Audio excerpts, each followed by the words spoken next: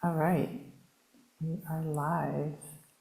I'd like to give it a couple minutes here to jump in. Okay. Hey everyone, I am Michelle Wedderburn. I am the founder of Casa Elm here in San Miguel de Allende. It is Wind Down Wednesday. I'm very excited to be back again. You know, I always am grateful to wake up in the morning in this beautiful country of Mexico. I love living here. We're located in central Mexico.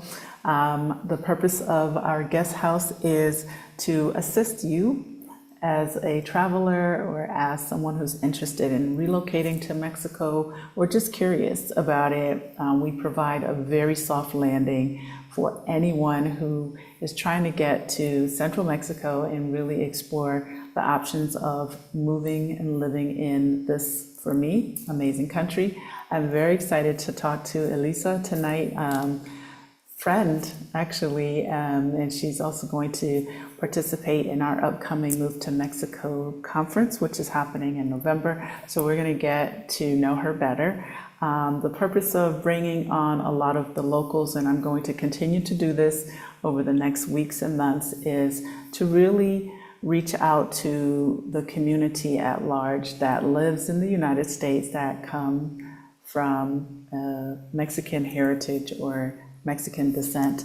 I feel that there are a lot of individuals that have reached out to me by email or comments on YouTube, and they're always saying thank you for highlighting and sharing my life in Mexico. They're actually often surprised that I choose to live in Mexico, and I'm often surprised at their surprise that that it's not maybe feasible somehow, or maybe there's a lot of fear behind it. So the purpose of bringing on more locals and people who are born and raised in Mexico or have traveled throughout Mexico and spent a lot of their time and life here is to share with you their stories.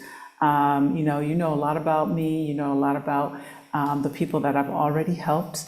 But today I really, and moving forward, I really want to mix up our demographic and bring in people who can really talk about their experiences from a very Mexican perspective. So I'm very excited to speak to Elisa tonight. But before she and I jump in, if you're in or online and in the chat, please just let me know that you can hear us and that everything is good on the techie side.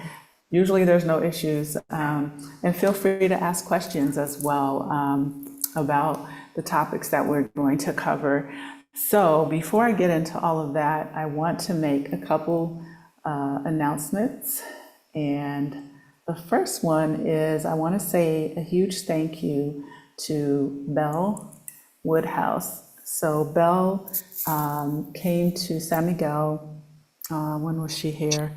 A couple months ago. And she basically interviewed me on video, and she also wrote an article for International Living, and that was released on Sunday evening, I believe, of this past week. So I'm going to drop in the link. I'm going to drop in the comments the link to that. So if you are interested in watching the video or reading the article or both, you can check me out there. I'm so grateful to her. She is the Mexico correspondent for International Living, and she really put a lot of time and effort into making this happen. So I'm very grateful to her. You can check it out. Okay, this is actually my second time being featured in International Living. The first time was a few years ago. So this that I'm sending you is the article. That's the first link. And the second link is the YouTube video. And I'll just drop that. You can check it out when you have time. I'll put it here. All right, I'm actually also going to, I'll add it later. I'm just going to say International IL video. And they're featuring Casa Elm, and then article is kind of focused on Micah and I living in Mexico. That's So, nice. yeah.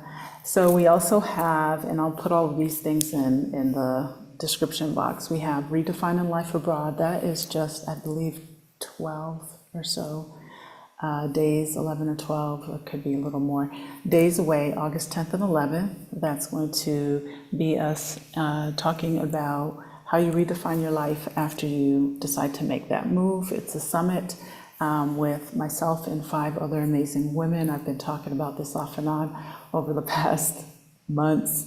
We also have the conference, which Elisa will be a part of. That is going to be November 1st through the 3rd. It's a virtual conference, and it's going to help you learn how to move to Mexico. It's very comprehensive, so if this is something that is of interest to you, this, in my opinion, is a great way to start. You know, of course, I would love to have you for our relocation tours in person, but this is just another way for you to really, if you're at the beginning phases of moving, you can really dig in and get so much information that will get you started in the right way and just kind of cover a lot of things.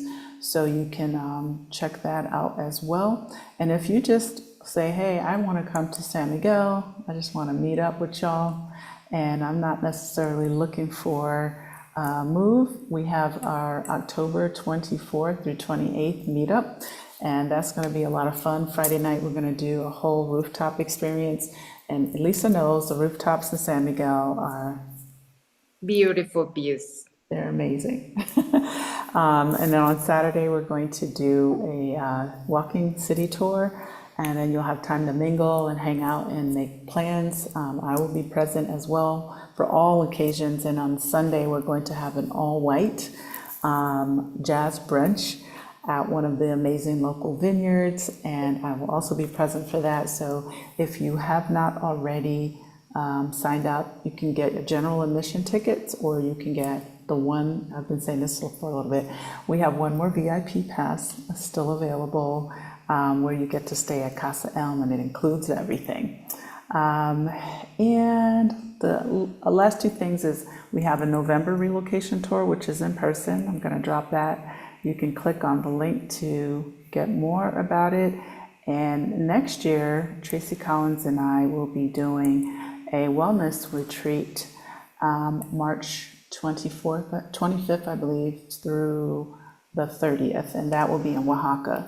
So all the things are here, so feel free to click on all those links, and if you have any questions, you can shoot me an email. So, saying all those things, please be sure to hit the like button and subscribe to my channel. I am here to help in any way that I can. Do I work for free? Doing the videos, I guess, kind of, sort of, you know, but I do have consultations. You know, it's morphed into a very great thing where I don't have a lot of time to answer little individual questions, hotel suggestions, where should I stay in an Airbnb? I just can't help you with those things. You have to look that up yourself, okay? But if you really want to have some help and consultation on traveling here, starting a business in Mexico, really planning a trip or anything like that, planning a retreat, planning an event, we have all of those things that are happening actually in the next months throughout the rest of the year. Feel free to contact us and or reach out and book a consultation as well, just depending on what your needs are, and I'm available for that. So I just kind of want to say it because I get a lot of questions, and I don't want people to think that I'm overwhelmed. I'm overwhelmed, so I can't answer those small questions. I just need you to do your homework, and there's a lot of info online as well. So just wanted to drop that PSA, public service announcement, in there. So, okay. So without further ado, I'm going to welcome Elisa, and you can tell us a little bit about yourself.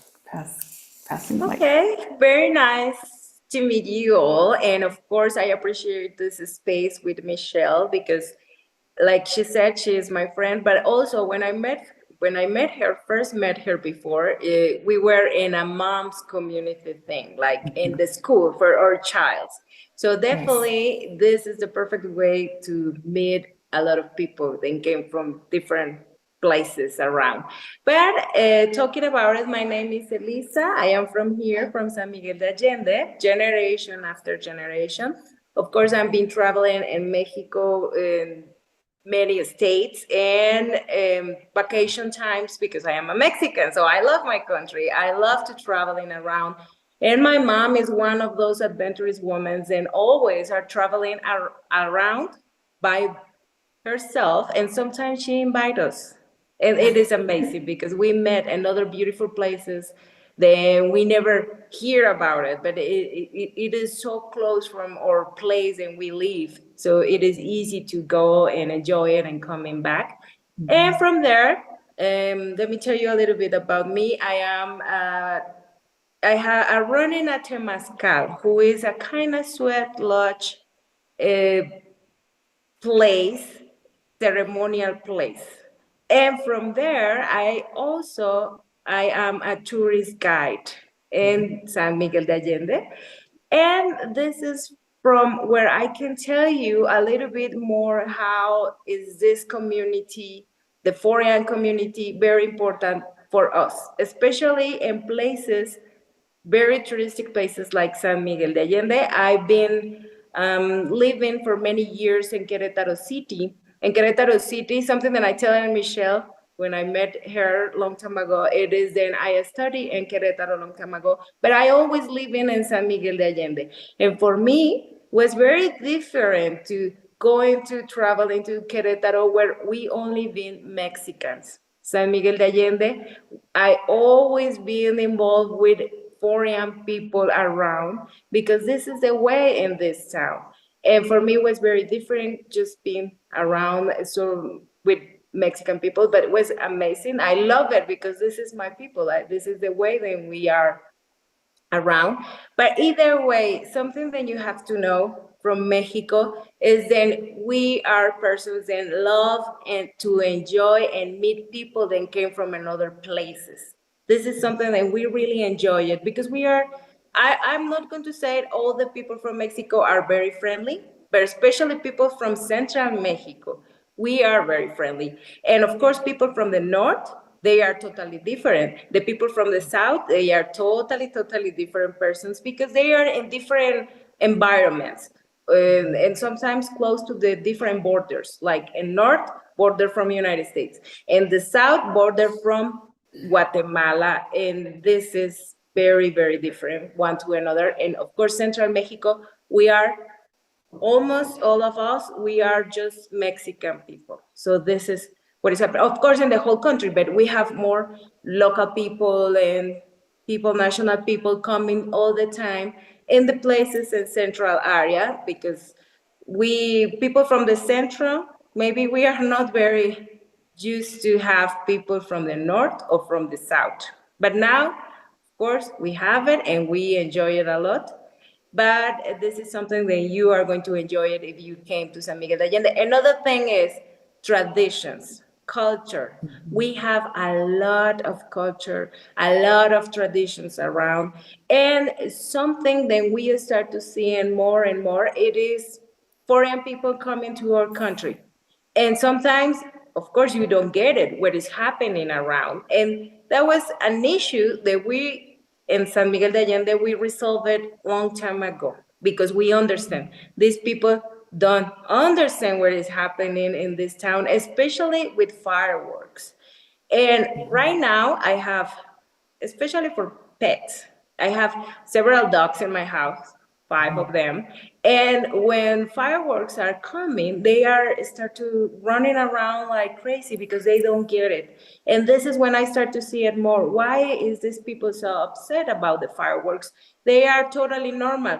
This is normal for Mexican people, but not for foreign people. So if you came to Mexico, you are going to know this is part of our culture and this is totally normal for us. And something that we really appreciated a lot, it is people that actually wants to be part of the community. People that came and just want to change stuff around, it is very difficult and we welcome this kind of people. It is better if you already know the place and you are going to be and maybe investigate a little bit from our traditions, culture, and from there you can see how you can fit in this beautiful community that we are ready to share, or we are okay with share with another people around. So, okay, thank you for that. Yes, you and I have talked a lot. Yeah. What I wanted to probably generations, how has all the changes affected the local people in terms of the growth? Because I feel that San Miguel has grown a lot in maybe the last 10, 20, 30 years, way faster than a lot of other places in Mexico. And Mexico is such a big country, but those other places, there might be some gentrification, but here it's kind of like a very rapid thing. One, what do you feel, the locals feel about that? People that have been here for a long time, do you find that it's a plus, a minus, or has its goods and good and bad things? I guess for me, I see that has their goods and bads. But because long time ago, like I said, I have to go to a huge city to study the college, because here in San Miguel de Allende, we don't have exactly a college for going to study. So we need to go to another huge city to go in and study. That was the way a long time ago. Right now we have more opportunities. We have all kinds of universities around. We have a few or different kind of high schools in San Miguel de Allende, so we don't have to go to another places. Long time ago, that was very hard for us, because Mexican people, we are very united with our own families. So it is very difficult when you see your own sons, your children, then they need to go to a huge city when you always living in this small town, and now they are going far away from you. It is very difficult. But now we have different opportunities. And another thing that I see, it is maybe the bad ones. It is when you are from San Miguel de Allende and you live in central area for many, many years, your grandma's house always was there. In some point, this city started growing and growing and growing more, and the only kind of way to have money, it is being part of the tourism business. And if you are not there, you are not having money, so you have to sell in your own resource of life, who is your grandma house or your parents house, to buy another house in the outskirts from San Miguel de Allende. So this is, for me, gentrification is a huge problem. Of course it is, but it is happening all over around in the world, because I hear my clients in my in my tours, I hear a lot of clients and came from different parts, even from United States. They told me about the, I don't know, like Great Canyon. And these people start to migrate in other places because they have a lot of gentrification happening over there. Of course, for people from this small town, right now, then we see them, this small town start to be more like a city. We see it is a lot, because sometimes we have to travel in just for going to Centro 20 minutes, at least 20 minutes, because this is a small town with a lot of cars around. Everybody True. wants to drive. Especially not everybody, but on the weekends, because Yes. it's a town, so I want to just say this, and I've said it in a lot of my lives, is that I think the perception for us as foreigners when we visit San Miguel, or we move to San Miguel, or we first arrive in San Miguel, they're like, oh, there's so many foreigners, but one, it depends on where you go, and where you eat, the places you choose to hang out at. A lot of the places I go to are mostly nationals, Mexicans, and high-end, middle of the road, taco stands, whatever. So the population of foreigners is maybe like I want to say there were about 15,000 now. I'm gonna go up. It was like 10, 12, and I'm gonna say around 15,000 more or less right now. But the population overall of San Miguel, which is not just the centro, San Miguel is more spread out than people think, is I think about 180,000 or 190,000 people. Is 60,000. that 160? Okay. So in saying all of that, we are still a small fraction of the big picture. And, a lot of the people that do come and crowd the streets and all the things, they come to celebrate in their Mexican ways and traditions.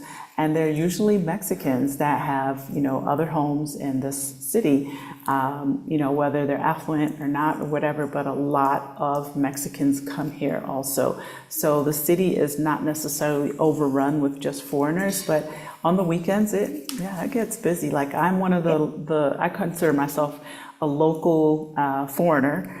And as a local foreigner, I don't even want to really drive into Central.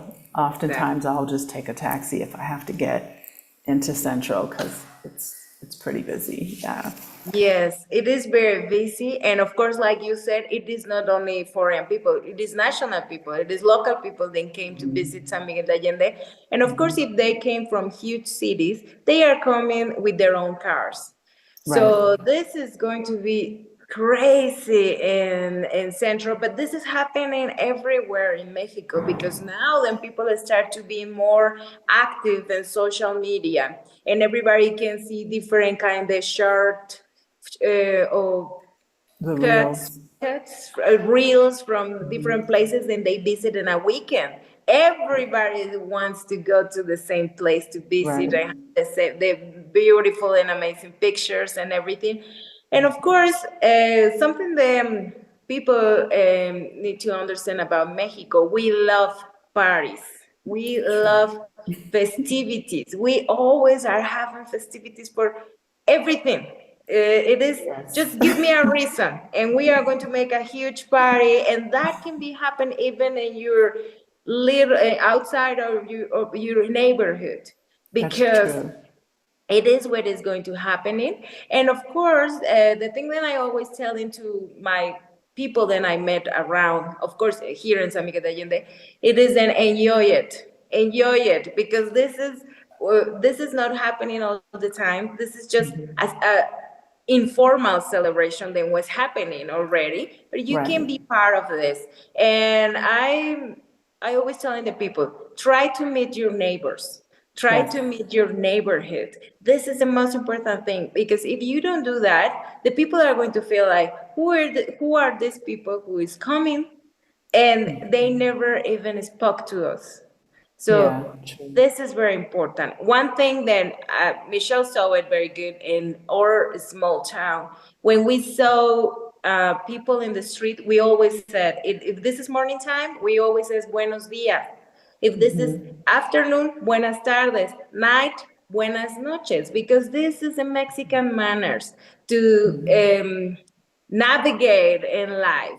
Because if you are okay with the people who surround you, everybody is going to be like, okay, look, they are nice, they are okay Right.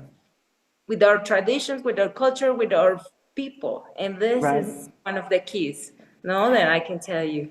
Yeah, and also I've said this too on recent videos, especially just saying, the infrastructure of Mexico is in certain places it's different than it is in the United States. So people will rely more on their neighbors and their community to help them if they need something, even in an emergency situation. So I think it's one of those things where, we don't necessarily want to have the locals, avoid speaking to us, because the nature of the locals are to speak to everyone if you approach them.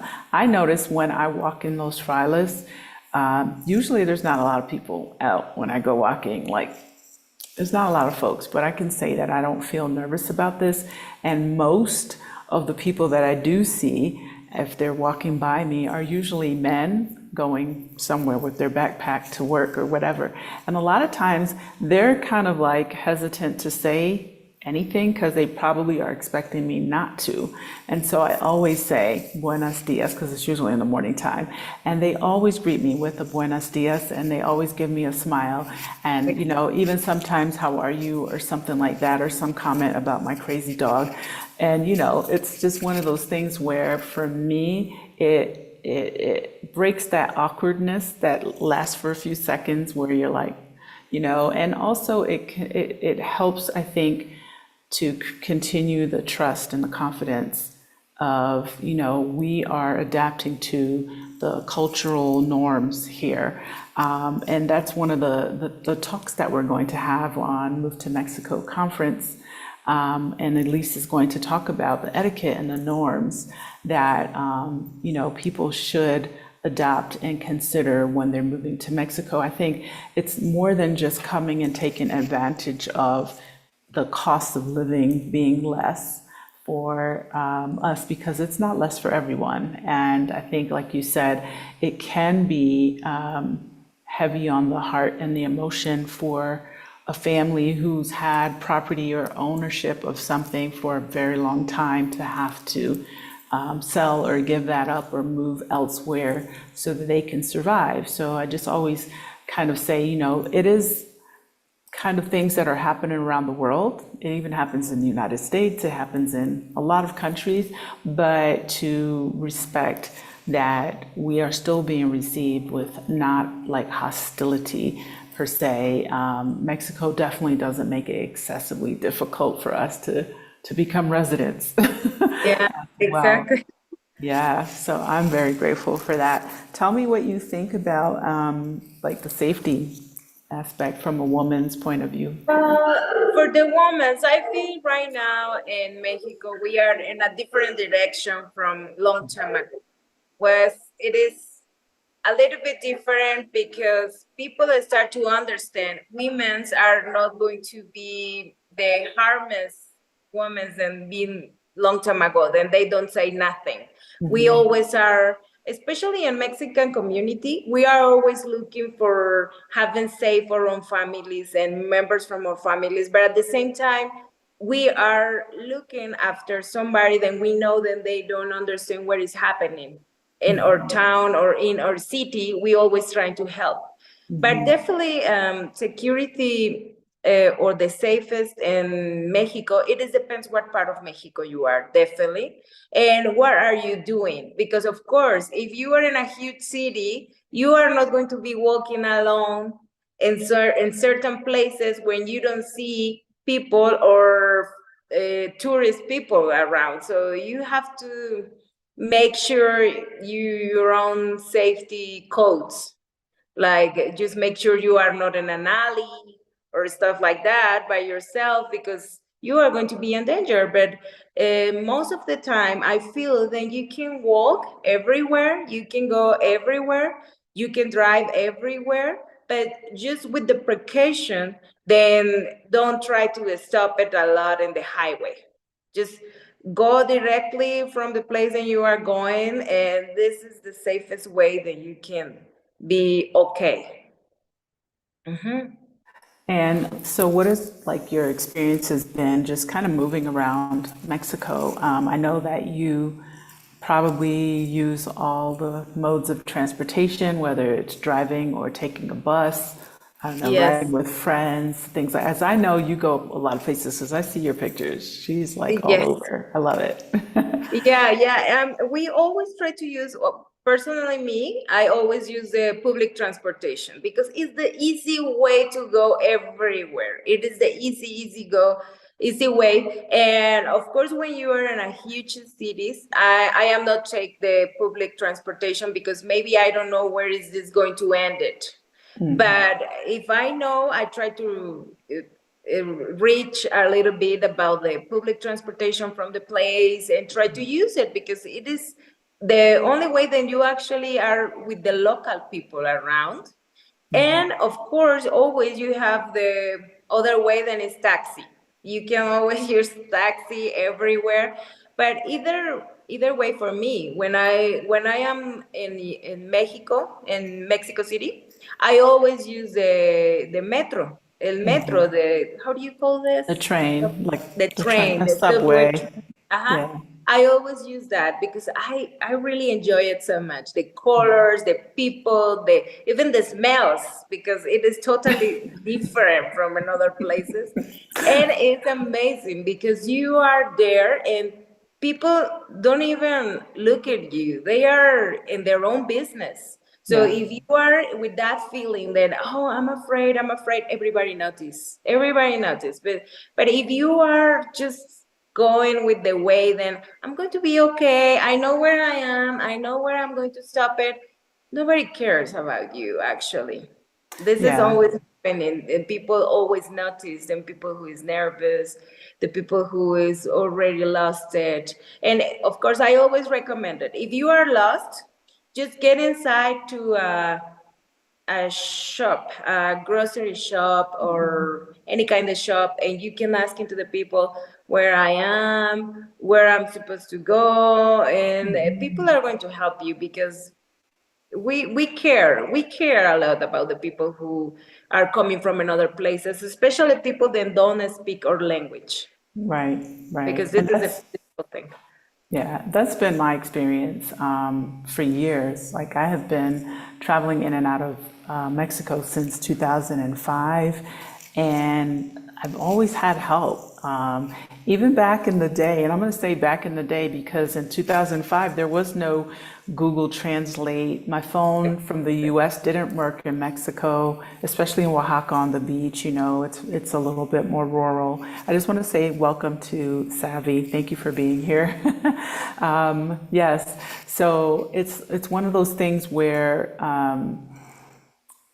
from then to now, when I think back on all the experiences, the encounters, the little towns that I've been to, towns and places where, you know, it's just not touristy at all, you know, going to a fisherman village where you go and buy fresh fish and it's just like, you know, or a little town or space in the mountains on the way to Oaxaca City. It's always been an experience that was positive, but not just that. People were curious in a very genuine, nice way. So in Oaxaca, I remember there used to be like a military checkpoint, which is normal here. That they have that throughout the country. But there was one from like the airport getting to where we built our house on the beach. This was like years and years ago. And there was always this checkpoint, and I always kind of like dreaded getting to that checkpoint because I did not speak the language. So I was always with someone, and I was just like, oh, you know, but it was always kind of either go ahead or if they stopped you, it didn't feel intimidating like the way that I felt being pulled over and stopped in the US at random. So just in saying all of that, you know, going from one city to another, I'm going to make a comparison. Growing up in Connecticut and going to New York City was a lot of what you said. You know, initially going there, I always felt like, well, they don't know I'm not from New York City. You know, I'm just going to go around. If I get stuck, I have questions. Taking the subway, you know, and get help from whoever was working and selling the tickets. Where do I go? I want to get here. You know, it's the same kind of thing, but also being smart and also making sure that you are always, you know, tapped into your intuition about places and where you're going. But for the most part, I love walking around San Miguel, like Central San Miguel. Yeah, it's beautiful at night. There are so many people out with their kids, their families.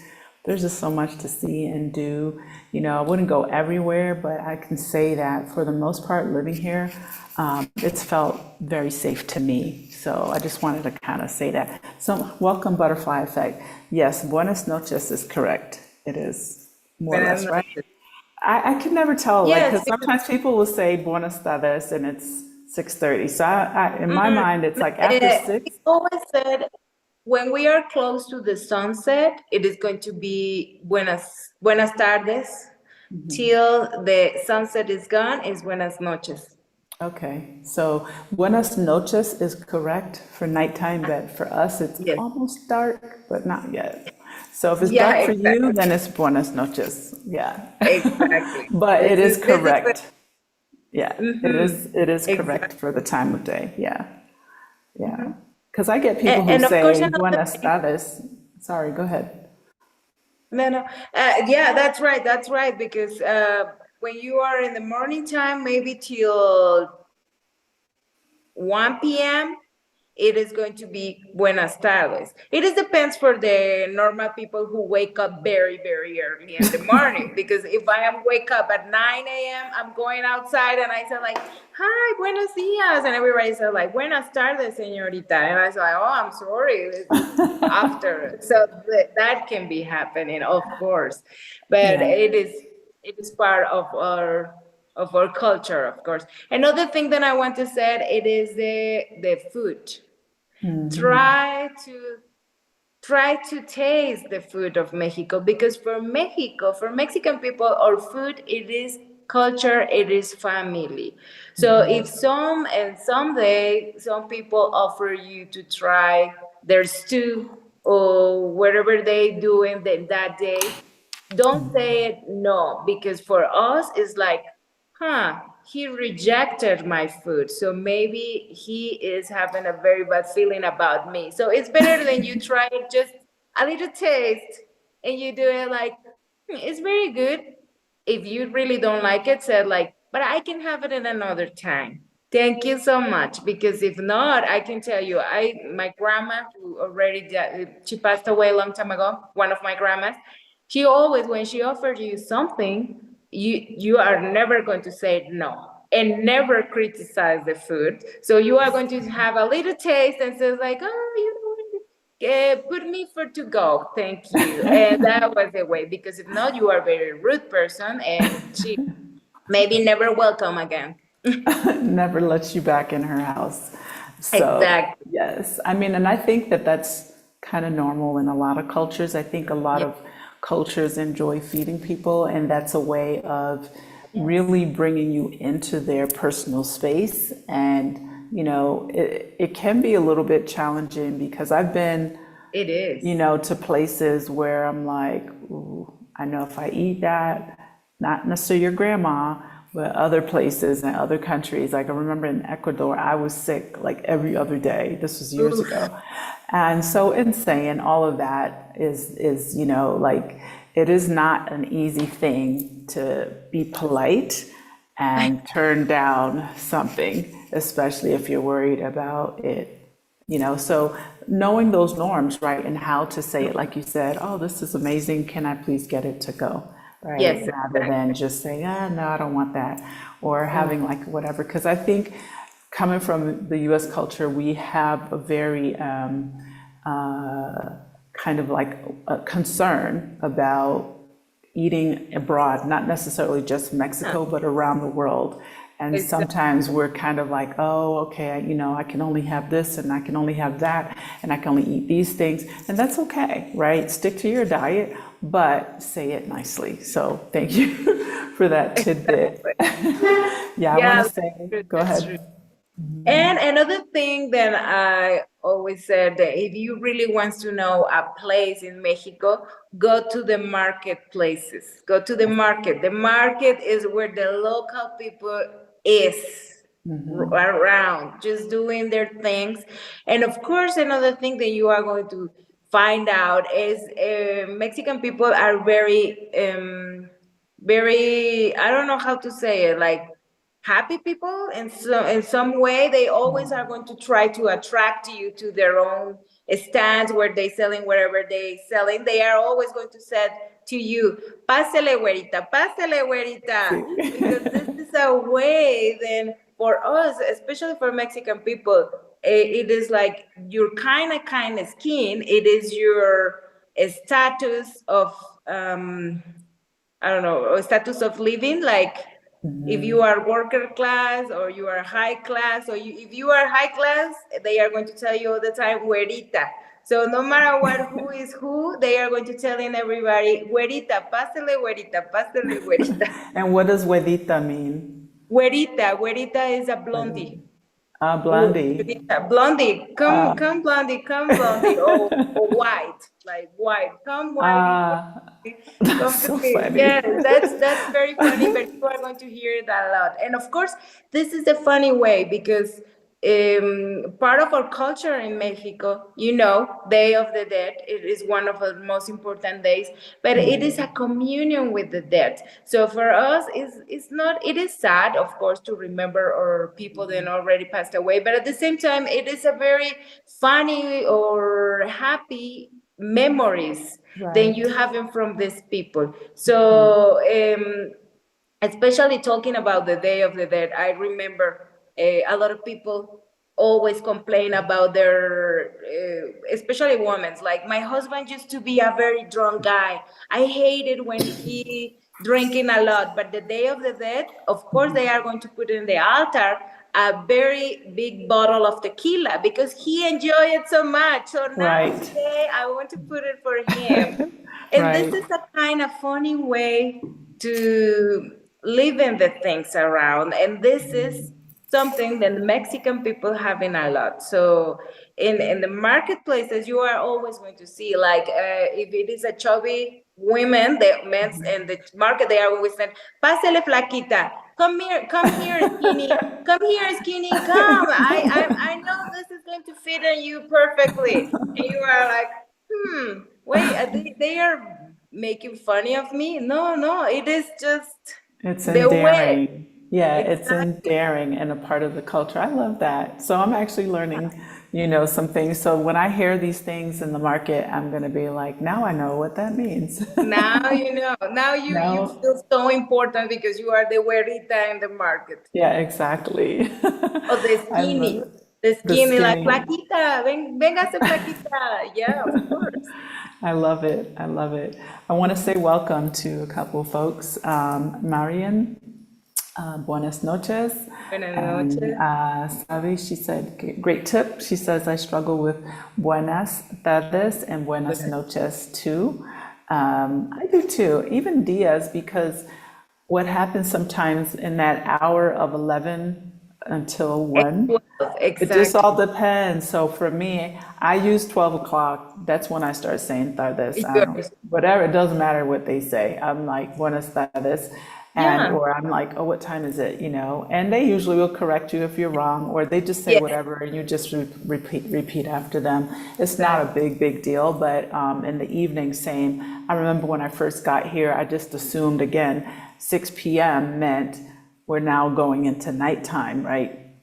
No reason, Exactly. just that was my mindset about it. And I'd be like, it's buenas noches. But yes, as I've lived here longer, I realize it's more when it's kind of dark outside that people say it. The point is that people actually say these It, things to you. yeah. And for me, I can say that Mexico has been the one country, not just the living here, but visiting, where I feel the most human and recognized and seen. So I always emphasize that.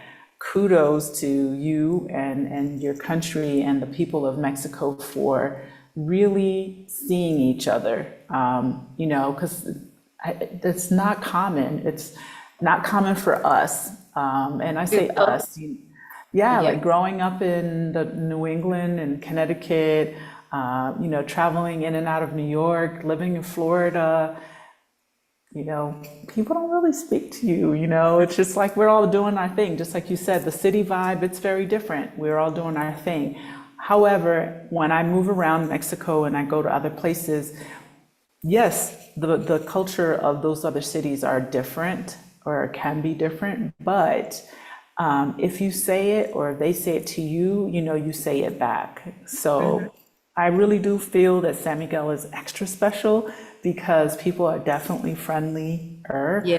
than some of the other places. I remember my first experiences going to Querétaro to the mall, And I'm like, all like blueberry O sea, muffin, like, and they're just like, they would say buenas tardes, but it was very like business, yes. transactional, like, okay, what do you need, and I was just like, oh, this is not my San Miguel. Yeah, and this is something very interesting because San Miguel de Allende was a small town. So this is only happening in small towns or yes, small communities because even in Querétaro, if you doing that or Mexico City, if you said to somebody like Buenas tardes or Buenos dias, sometimes they are looking you like, who are you? Did you know me? Why you talk to me? And Right? this is happening in huge cities, of course, because people are in their own business and they don't have time to having a conversation or they don't want it.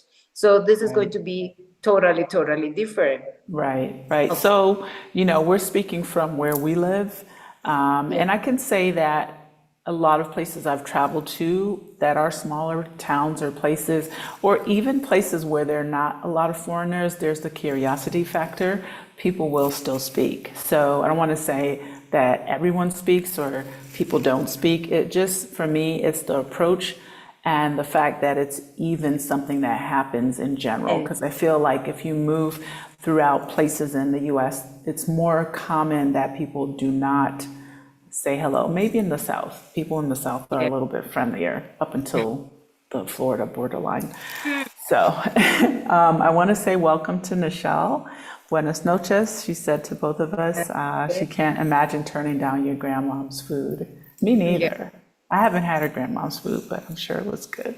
yeah, no, grandma's food is very traditional, so she loves to make mole from the scratch. So that is mean 5 days preparation. It is a lot, Wow.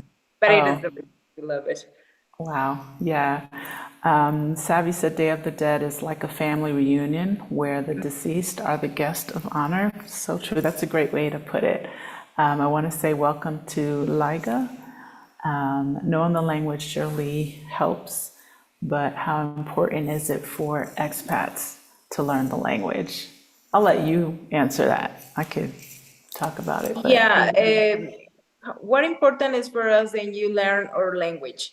One thing that has happened to us is we really appreciated that you try to learn our language because sometimes for us it's a little bit difficult, especially because you are surrounded by your own people. You always speak Spanish. So when a foreign people came, we really appreciated at least you know how to ask him for the things that you need and what you need because sometimes we start to feel like very anxious when somebody don't well I speak in English but I have a lot of several members from my family that they don't speak in English, especially here in San Miguel de Allende. And sometimes they are in the streets and somebody stop them and they start to talking, asking for ATM. And they don't know where it is an ATM.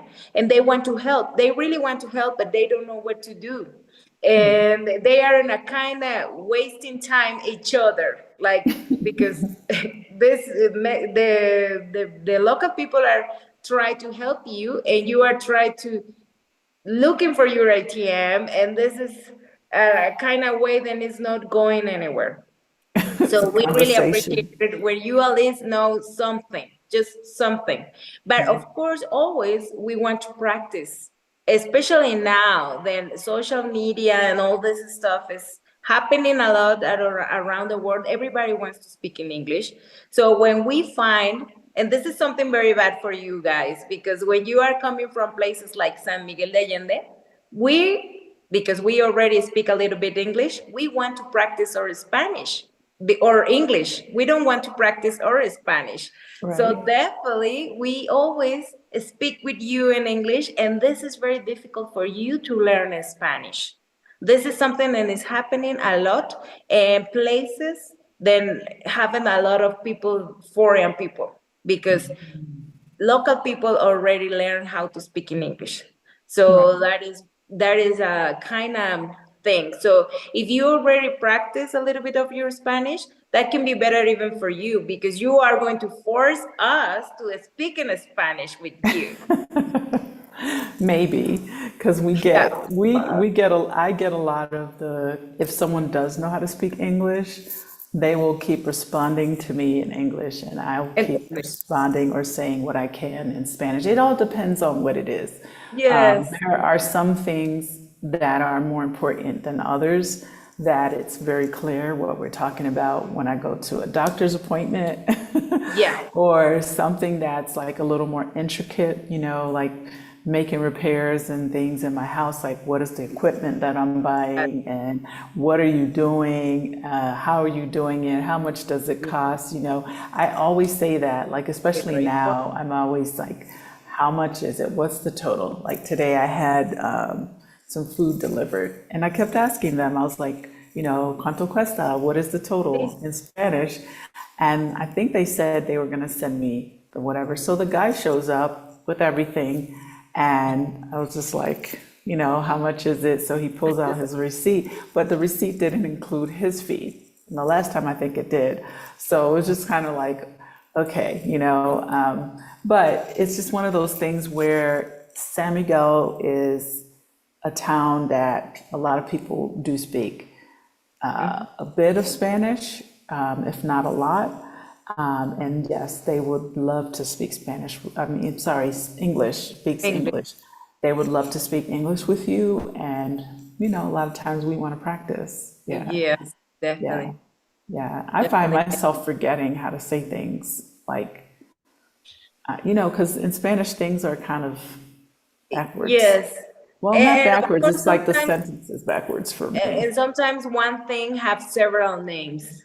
I And know. it is very, very difficult because you were talking about something, but the other person is talking about another different thing, but it's the same thing. Yeah. So it is a little bit difficult. Yeah, there's a lot of misunderstandings. So, Ye- like, there have been times when I'm sure I misunderstood things and I can get real heated, and suddenly my Spanish is great. Yes. When I get frustrated, I don't know, I find the words, it's just like, la, la, la, la. Exactly. So, but in saying that, I think it's very helpful to learn the language. And I feel too that if you really want to really immerse yourself, San Miguel may not be the town for you to come to, because yeah, they're just, yeah, it's, to me, it's very different. Like I remember going to Zacatecas and I thought my Spanish was pretty decent. This was just like a couple summers ago, 3 summers ago, I think. And I was trying to order margarita on You the were, rocks. They did not know what I was talking about. I was actually offended. I was just, oh no. you know what it was?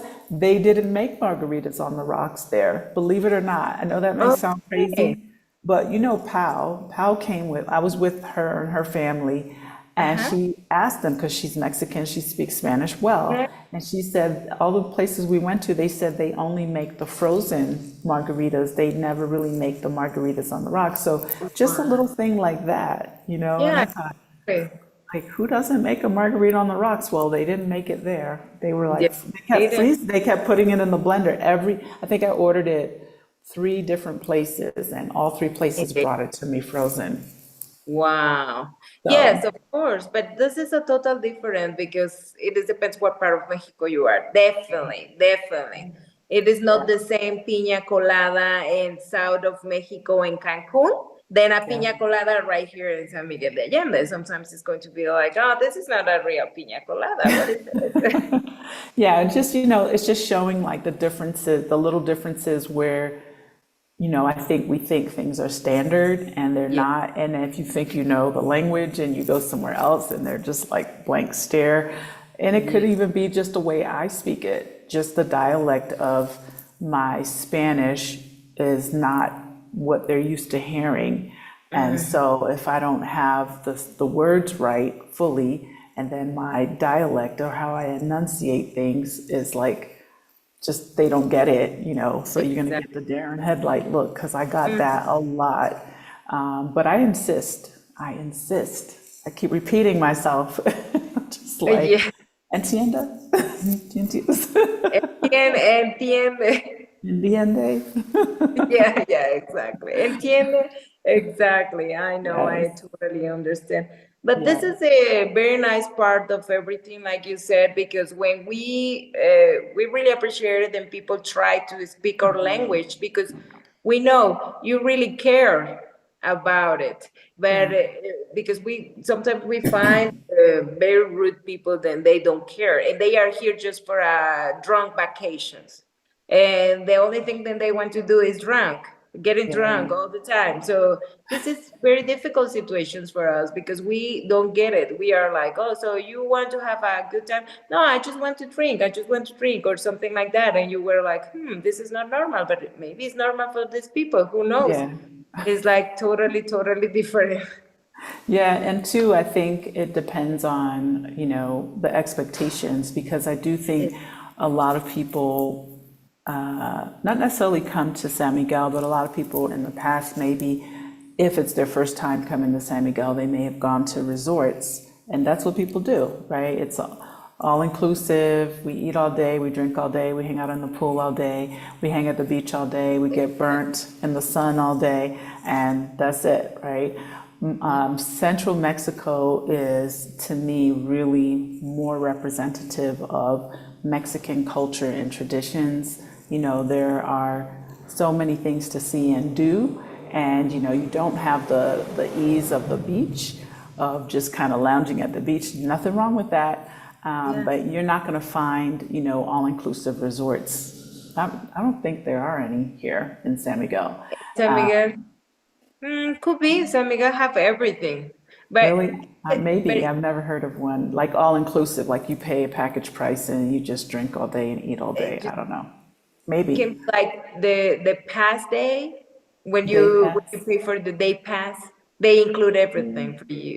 So Okay. that can be something, but who knows? I don't know. Like San Miguel de Allende is having many things lately.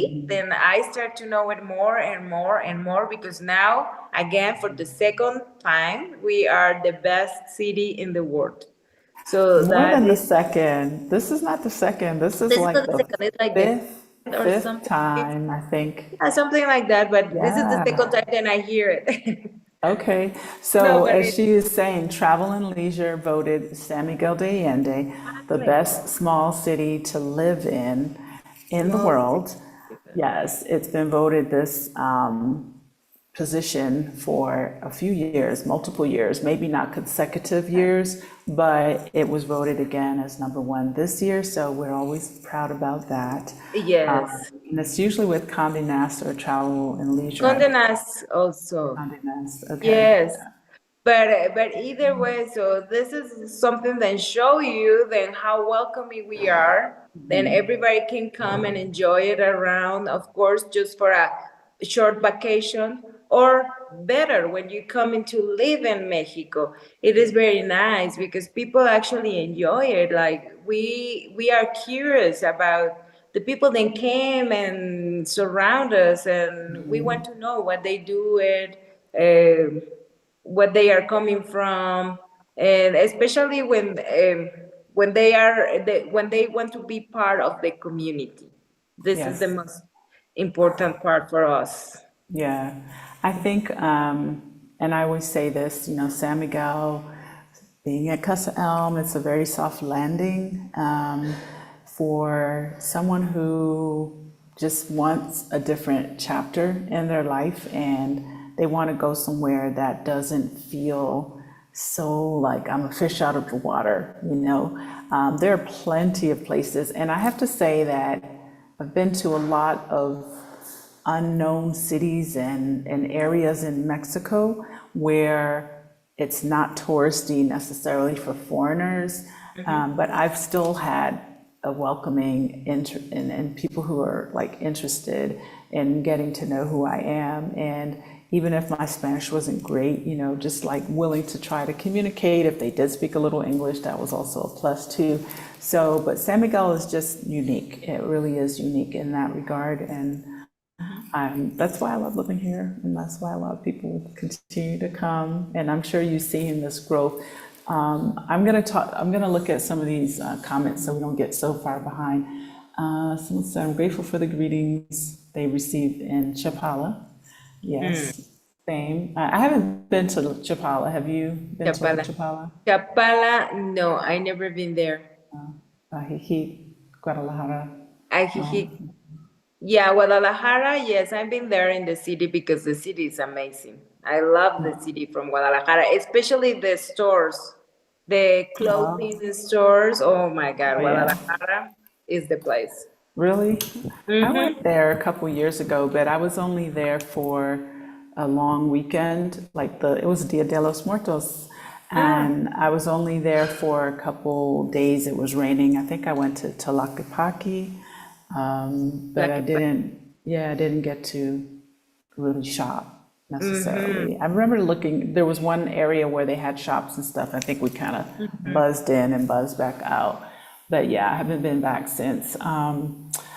Savvy says her Spanish teacher, when you speak to a person in a language that they understand, you speak to them, their head, but when you speak to them in their native language, you speak to their heart. Aw, that's sweet. Oh, okay. Basically, when I guess what they're saying is like, you're communicating in a different way and being able to kind of, reach out and say what you need to say. This is what I'm understanding is that there's a connection that's made because I think a lot of times maybe people are going to be like more like this, but when they see that you're trying, I've always had a warm reception, even if I sound crazy, because I'm sure I do. Sometimes I translate myself. Okay. I translate my Spanish in You Google translate the Translate. Spanish. Yeah, Okay. to see what comes back in English and did it sound right. Most of the time it's Yes. decent. Yeah, so that's something to try. Yeah, because you know Yeah, what I that's do is like a lot of times I'll create a sentence in English, I copy and I paste it to a message. I don't always read it, which is not a good thing. You should read it and just try to retain it. just But I learn better by speaking and talking to other people in Spanish because if you correct me, then I'm going to kind of remember that versus just reading it and not hearing exactly. it. Yeah. Oh, this has happened to me too. Like Yeah. I have to spoke with the people, and if they correct me, I feel like, oh, thank you, because I'm Right. learning now. Right. Exactly. Same. So Nichelle said, I like to make a deal with folks when I get there. I'll speak in English and then they can help speak in Spanish. Yeah, that's what we're saying. Basically, someone says it's a good analogy to show that you honor and respect the culture by learning the language. I agree. That was really a priority when I came here.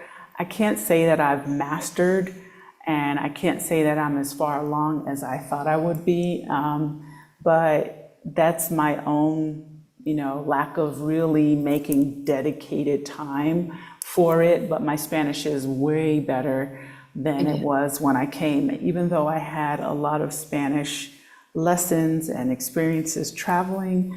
But I can tell you the Spanish in Ecuador, the Spanish in Chile, and the Spanish in Argentina, the Totally. places that I was, very different than the Spanish in Mexico, and also very different than the Spanish in South Florida, which is where I really heard the most, Cuban and Venezuelan and Puerto Rican Spanish. It's Yes. very, I just call it guttural. It's not ghetto, it's guttural. It just has like a very, like marbles in the mouth kind of sound to it. I actually think it's sexy, but, depending on who's saying it. It is an accent, right? Yeah, it's just like really, I don't know, that just the way the dictation is, if I'm Yeah. saying that correctly. But I very much enjoyed all of those experiences. But I remember learning a lot of Spanish in Ecuador, which is one of the purest countries to learn Spanish. And then I went to Chile, and it was a complete joke because I knew I couldn't understand anything. Because of Yeah. they say their CH is Yeah, different. they always shush, shush, shush. It Uh-huh. was Yeah. it was horrible because I was just like I thought I knew something. I was like, oh, I'm getting along in Ecuador just fine. And Yeah. then I got there, I could not understand a thing. I could read it, and I could point to things, but I couldn't understand, so I had a hard time with it. Yeah, Yeah, yeah. but definitely it is happening everywhere. Like even for us, try to speak in English when, especially here in San Miguel de Allende, when we have a lot of people that came from different parts, even from England, from another places, they speak a total different language. Like for me, it is like, Dialect. where is this? Where is this? This is not English. I never hear that. Like, where is this? Like, I'm start to being confusing sometimes. And I'm like, maybe they asked me this or maybe not. I'm trying to asking and again. If I don't get it, I said like, can you write it for me in my phone? So maybe that can be the translation there. Yeah, I'm sure it's challenging for you as a tour guide because you do tours here in San Miguel in English and in Spanish, correct? Yes, but Yeah. mostly in English, definitely. Okay. And it is very interesting because it's people that came from all over around the world, and of course they have their own accents. For me, the most difficult one so far it is from Australia. Uh, yeah, Yes, I can totally. imagine. Mhm. I can imagine. Yeah. So, yeah, someone said Spanish is very different in New York. I'm sure the Mhm. Spanish I'm used to is Puerto Rican and Dominican influenced. Yes, it is different. It is very It's different. different. To get better with Mexican, I'm working on my vocabulary using Spanish subtitles on TV. Yeah, that's a great way. That's And the best. looking at articles in Vogue magazine. That's awesome. Yeah, Latin exactly. America. And for me, documentaries are the best resource because in a movie maybe they are going to have a very poor translation in Spanish, but if you see a documental it is going to be exactly what is happening. It is going to be the translator in the documental, so it is going to be more closer. So, what do you say, changing topics a little, to individuals who maybe either grew up in the U.S. but their parents are Mexican, maybe they left and they're afraid. I've had so many people say to me, "Why are you in Mexico? Aren't you afraid of living in Mexico?"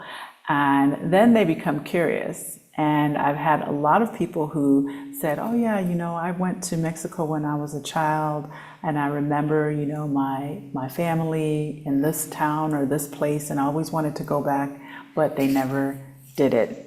What do you say to those folks, like, about why Mexico and what Mexico means to you? Like, I say come home. That's what I say. Uh-huh. Come and reconnect. Yes, yeah, that is a word. That is a word. Reconnect. Because if you long time ago came to a place, it is the people is going to remember you always, because we really care about the people that give us a very good impression, and we really care about these people. They start to becoming family. Like for us, this is not about, like I said, like if you are in a neighborhood, try to meet your neighbors, because you will start to be part, not only to be the neighbor, you are going to be part of the family, because if they see that you are alone, they are going to start to asking you like, are you okay, did you need anything, can I help you, because they really care about the people around. So I always says like, don't be afraid. Definitely Mexico, it is very diverse. Like we are a huge country. We have all kind of people. We have all kind of environments. But always the people are going to be welcome. The people who is nice and respect our traditions and our culture. If you are not going to be part of this, people are going to reject you and you are going to feel it. So it is easy. It is easy, actually. It is easy to come to Mexico because people are very open to the people who came from another parts. But Always. what do you say to people who are from Mexico, their grandparents, their parents, but they moved to the US or they left, and they're in the United States and they're curious about coming back, but maybe they have also the same worry that Oh, the same worries. Americans have or US citizens have, like, oh, Mexico's so dangerous and, we left a long time ago. I mean, what do you say? For example, when I was growing up, I was very disconnected from my parents' country, which was Jamaica, because I was born in Canada, we moved to Connecticut, and I grew up in Connecticut. And there was always this kind of like low underlying Yeah. mentality about life in Jamaica was dangerous, it wasn't good, it wasn't a great place to be. And understanding, yes, my parents moved so that we would have more opportunities, but it doesn't mean that it was not a good place for me to necessarily grow up. It just means that because there were more means, more ways to make money in another country, Yes. we're moving over here. But now as an adult and my first time going to Jamaica, I remember having all of these fears. And I was maybe 20. I went as a child, but I was very young. I don't remember it.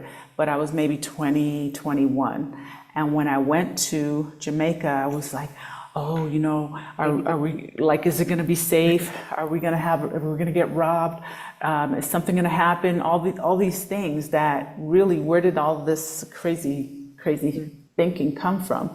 What do you say to people then in a similar position? Maybe their parents brought them to the US, or they're Mexicans and they're maybe exploring or thinking about coming back to Mexico. What Yeah, would you tell them? I I always says like being normal, being okay with the place that you are moving on. Like if you were from Mexican people and you that used to be your culture or your roots, try to investigate a little bit from from this country, just a little bit. Especially I have a topic that I always telling my clients around. People came to Mexico and they believe that Cinco de Mayo is our Independence Day.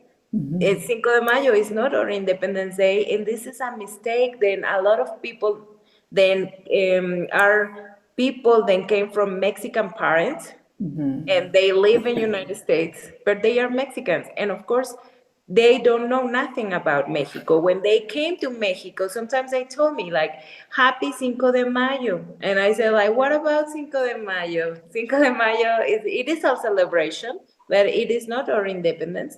So maybe try to reconnect it a little bit, like researching about what is Day of the Dead for us, what is when is our independence, all kinds of things, little things that for us we really care about it because it is we know these people are living long time ago. Maybe they raised in the United States, but they look like a Mexicans.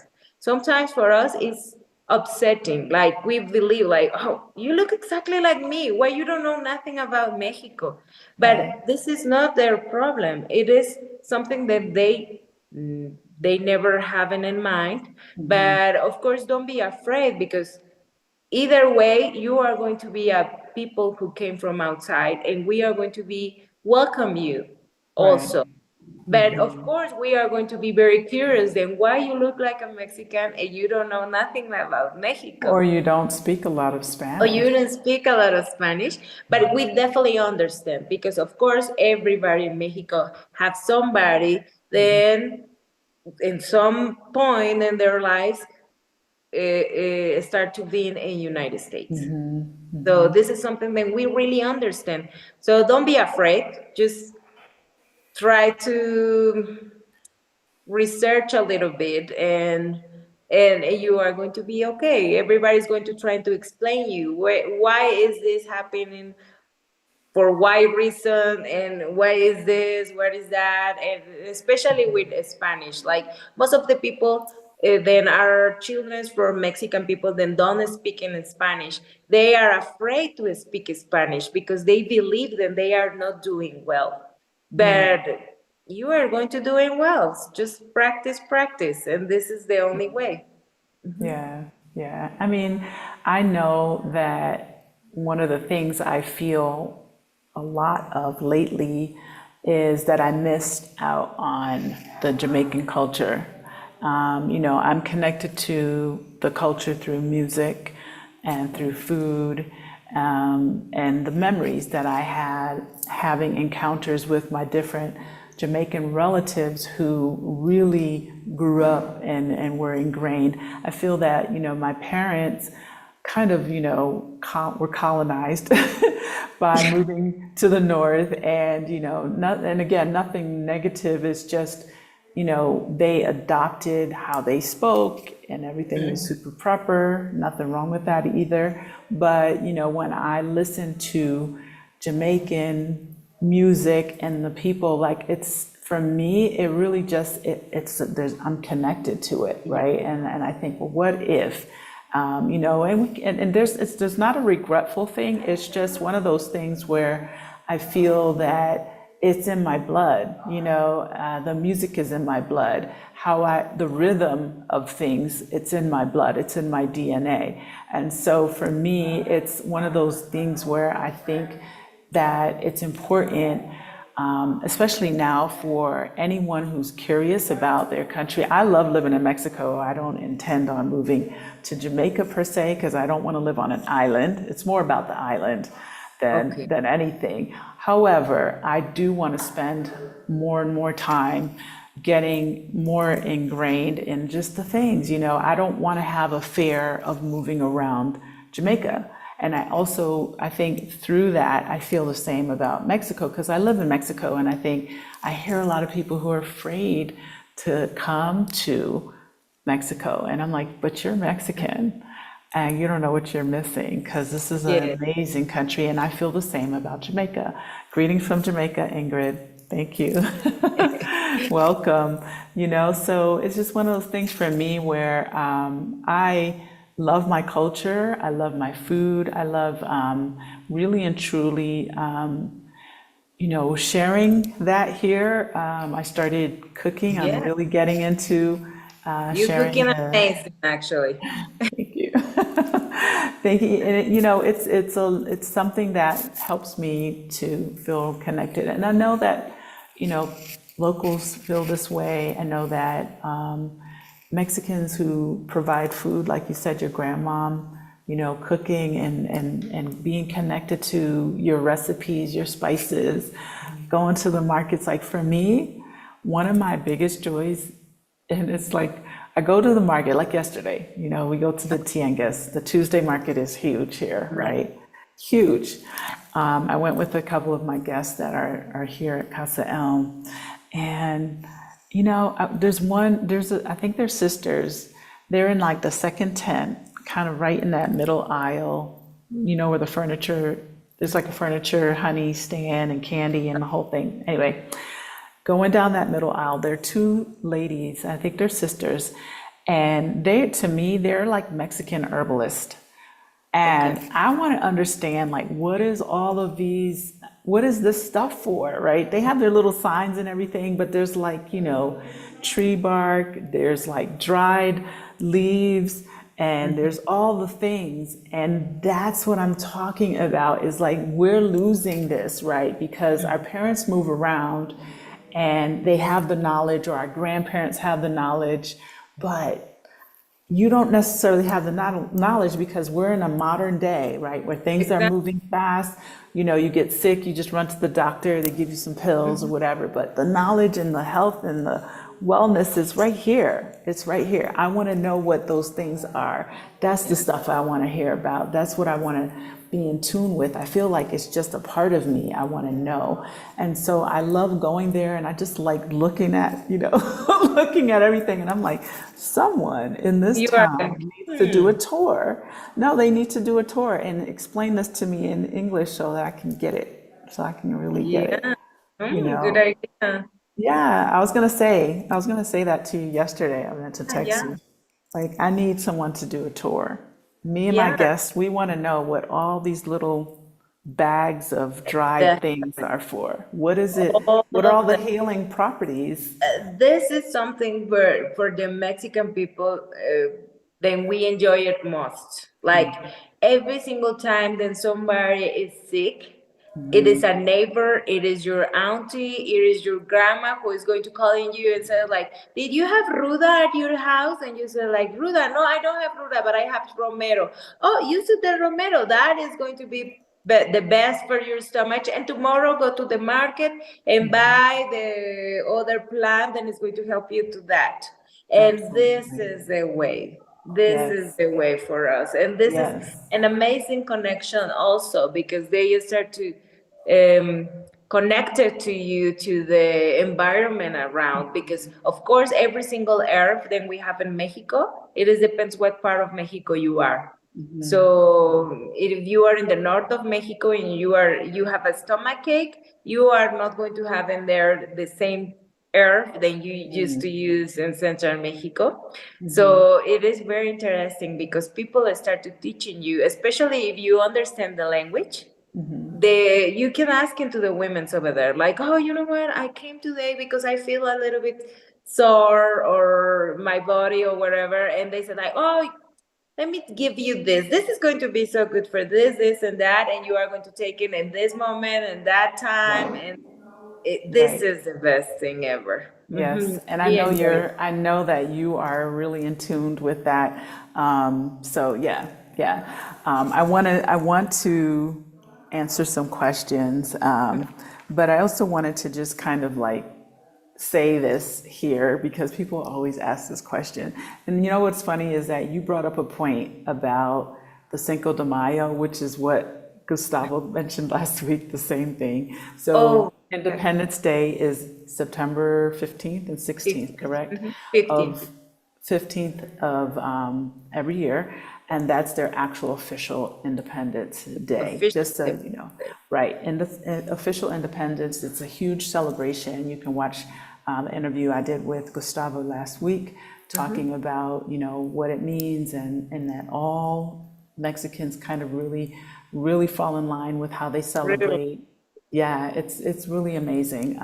And yeah, there's always a party here. I just have to say that. There's always fireworks going off. If you don't like it, don't live in Centro because there's always going to be something. Yeah. There are dogs barking, there's roosters, there's a train.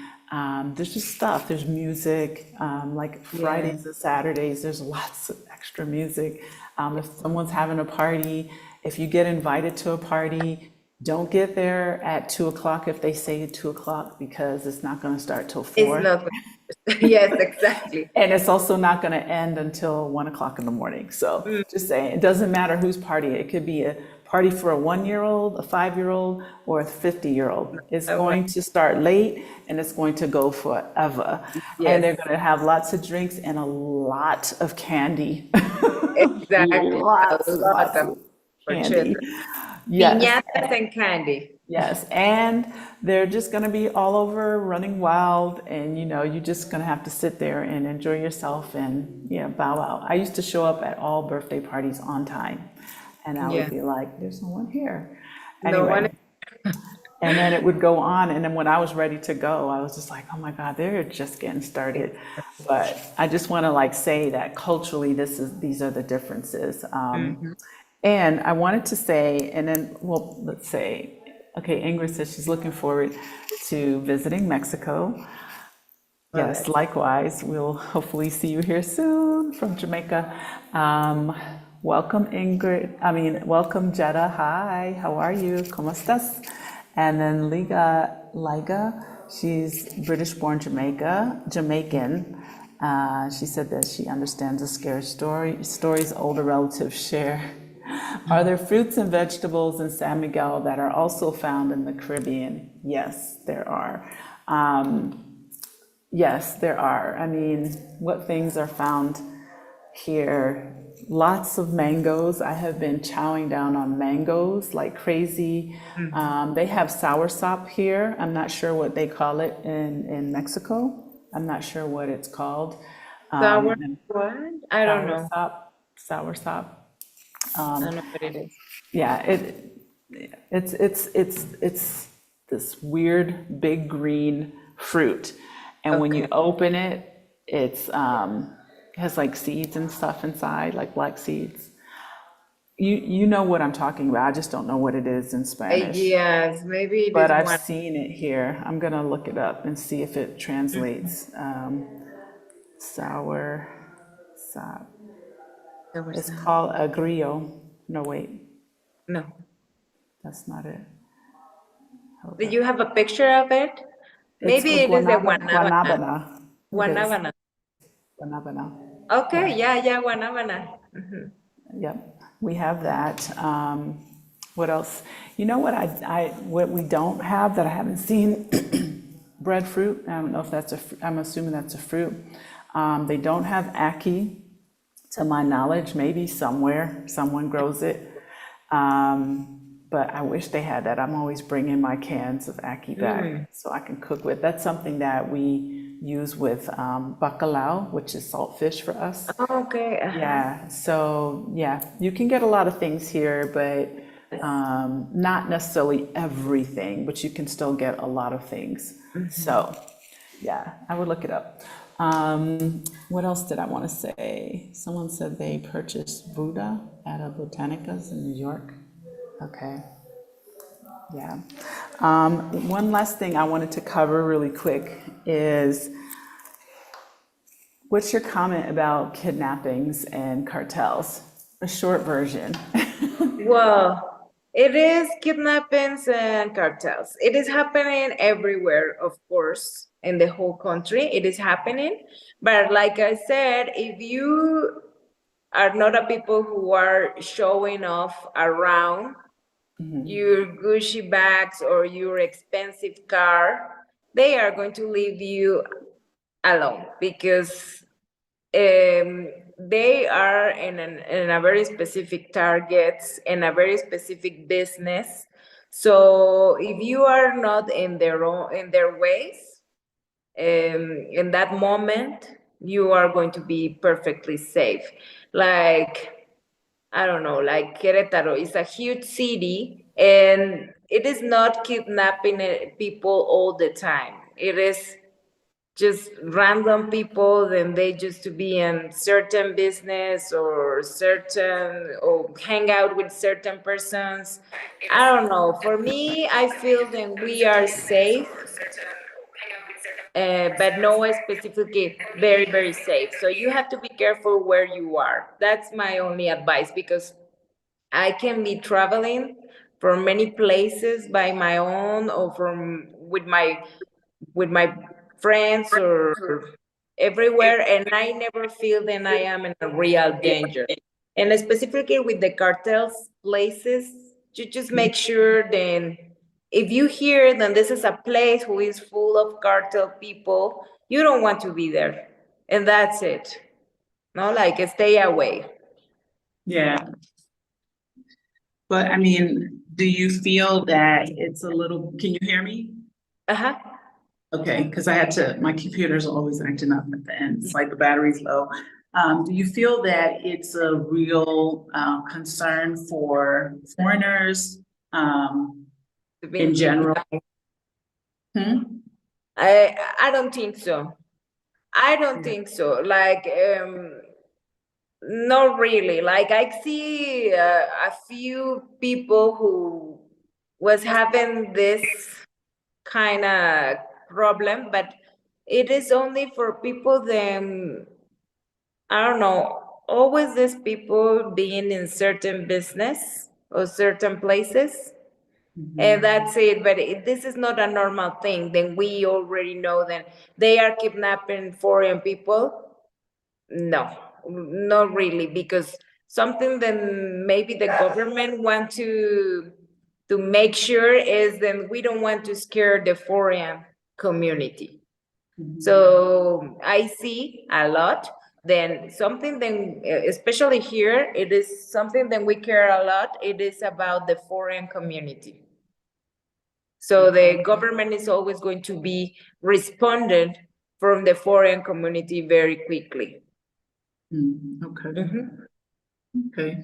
Yeah, So I just don't- wanted to address that because that's a question that comes up often for a lot of people, you know, and I feel that there's a lot of propaganda around this. You know, whenever I watch a series or something that has to do with crime, it always has a group of Mexicans or cartel or terrorists from the Middle East and the things like this. And I think that subliminally, there are so many messages that are being sent to us just watching, and we think that this is normal. So when it's time to do the reality of travel or the reality of maybe I want to move to that country, have that instant question or that instant concern or fear about whether or not, you know, this is something for real. Yeah. And I know in all the years that I've lived here, that's not something I've encountered in terms of being concerned. I've heard from other people, you know, their concerns and things like that, but my personal experiences have not, you know, encountered that. And I also think the same as it is in the United States, if you live a certain way, then chances are you could encounter, you know, those challenges and those issues. But if you are living and kind of doing business just like you do in the States, that's not a concern that you need to have. You know, it's kind of what are your life choices in general? Exactly. That's what I feel. I definitely feel that because this is not like you are going to be around to these people. It is not. It is just normal. You never know who is who, but the whole thing is like you said, if you are not in certain business and stuff, you are going to be like a regular people like everybody around. Right, right. Well, I think we covered a lot. I'm Okay, all that's nice. half all of my lives, so I appreciate you Thank you. here talking to us. Tell us a little bit about your Temescals and also your tours. So if someone is in town, they can reach out to you. And yeah, I love her Temescals. If you don't know what that is, give us Yes. a quick Well, view of that. I'm going to give you a pretty much a full picture about it. Temazcal, it is a place, it's a sweat lodge ceremonial place for our people from long, long time ago. Then they used to use it for clean their own energy. But the most important thing is that it's always a traditional ritual. Then we used to do it before, then you are going to be in there. So in my case, because it is right now, Mexican people, we start to be reconnected with our own traditions around. And one of them, it is the Temazcales. So right now, in Mexico, everybody knows somebody who make temazcales because this is the popular thing around. But the most important thing is that it is the traditional temazcal is need to be rowing or leaded by a real guide person. Uh, I cannot say it a certificated person because it is not such a thing like a certificated person for a temazcal. It is actually people who been growing up and raising in this kind of environment for being a real guide person. But in my case, what we do, it is a modification from the whole idea from the traditional temazcal to making an experience from just a little experience from like it is going to be a real temazcal. So our temazcal, it is a little bit light. The experience is a little bit light from the traditional temazcal experience. It's more like joining in the place and enjoying the experience, of course. And the most important thing is then I'm going to explain it to you where is a real temazcal and what is the difference with the temazcal that we run. And of course, everything is going to be the same benefits because you are going to have the whole experience, then you are renovated yourself. And the most important thing, then you are going to feel that all that energy that you carry with this energy from everywhere, it is going to go in, it is going to having a way to go, and you are going to start to feeling so refreshing, so release. Then you are going to start it from zero to having a very nice experience in life. This is a way, and of course we offer to having in the end a very nice massage who is been doing for my dad. He's a very good master guy. And you are going to be so renovated that you are going to enjoy your whole days in San Miguel de Allende. If you are here, I really invited to come with us because you are going to have the most amazing experience. And of course, you are going to feel so relaxing, so calm. Then you are going to forget all your business behind and your problems and everything that you carry with them. You are going to see it, the life in a different perspective. This is the real way then the temazcales are going to be working for you in your life.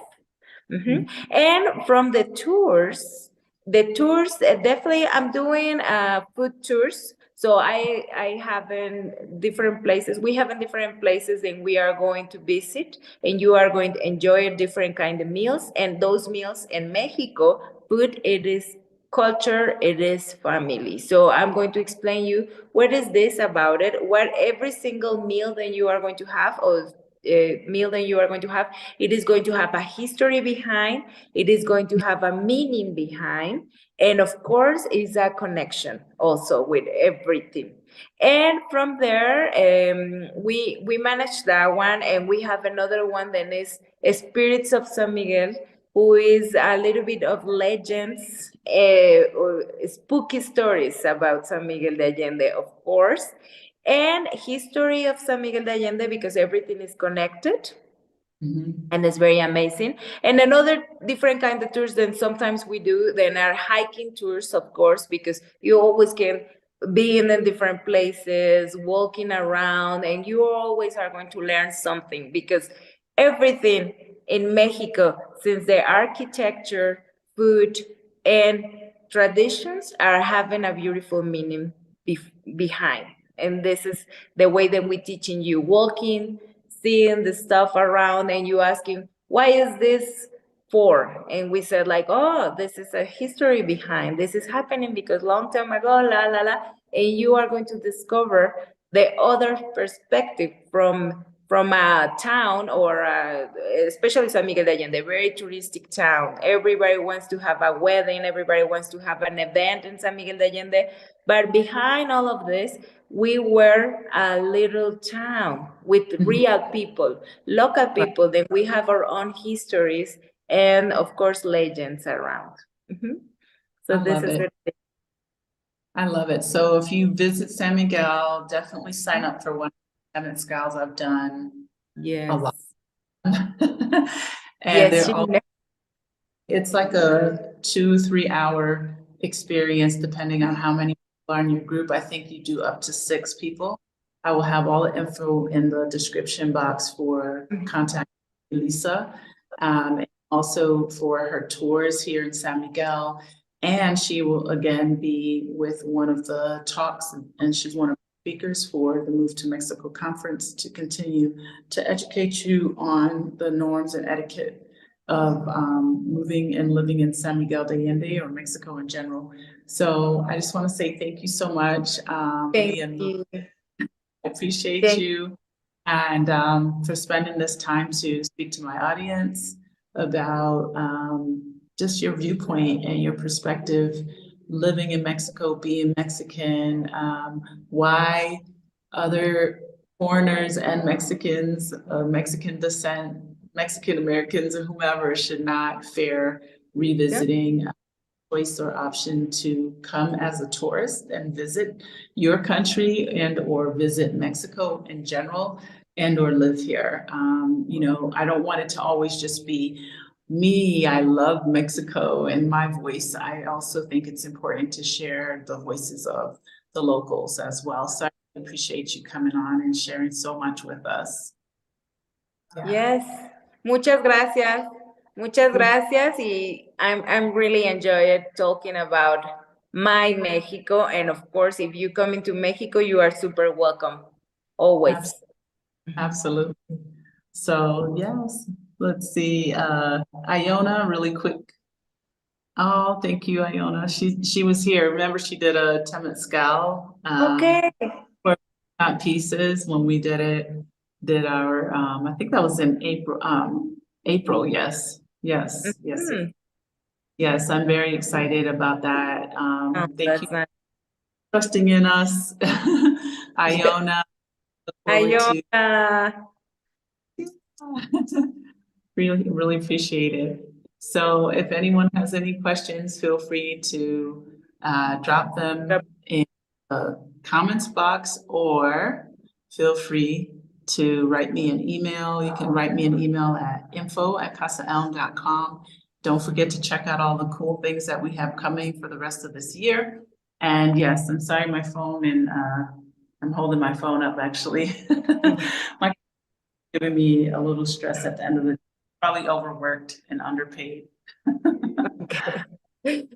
Have a good night. Hang tight for a moment. Buenas noches. Buenas noches y por nada por Gracias. 1 second. Become frozen. My computer's a little frozen. Oh, no. Trying to do the end.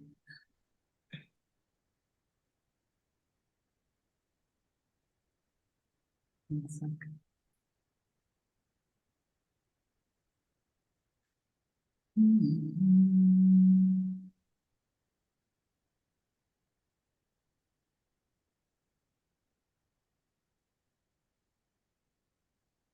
It's trying to cut off. I think it did it. Okay. Hold on a second. So are you in Casa Elm right now, right? Okay. Okay. I'm in the room that has a little Oh, fireplace. yeah, that's right. That's right. Hold on, this is still frozen.